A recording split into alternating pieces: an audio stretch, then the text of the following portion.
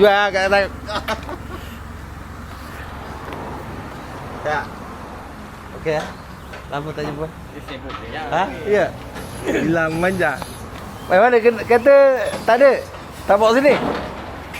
Kereta siapa? Kereta terbalik. Tak, belum lagi. Aduh, bawa terus lah mangsa. Ini dia bangang ke? Tak. Apa barang? Ha? Pakar. Wow, pomen perempuan guys. Jangan main-main. Pomen kapal terbang buat kereta ni. Mahal ni. Sebab dia buat kapal terbang.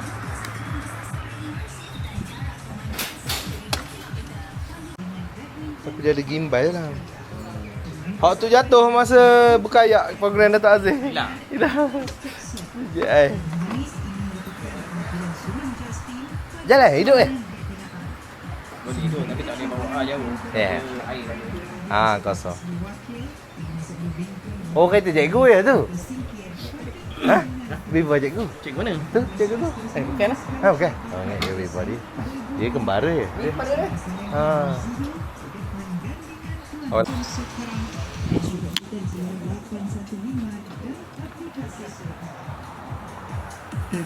Tidak memerlukan rombakan Apa barang nak tak tahu eh? Keluarga radiator. Radiator. Lain? Belum. Radiator first. Dia nak sebut layer apa ke tidak? Radiator ni sebut radiator je lain. Sama je tak? Nak pergi berjalan? Mana ada? Nampak. Ha? Dia punca.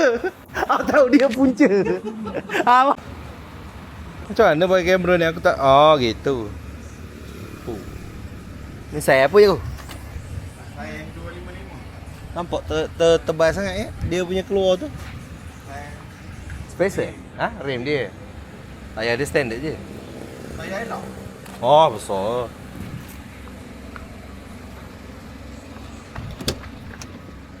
Oi.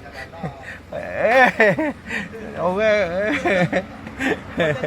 Ha? Oh. Tu tak ada lagi ah, sakti tak ada. Anjir ada, kilat tak ada naik Azia je. Punca.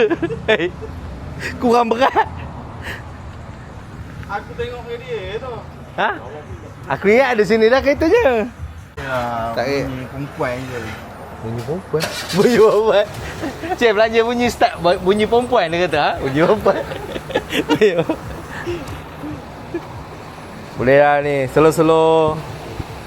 Cakap dah kereta orang cacat. Boleh lah slow-slow main 3 gear.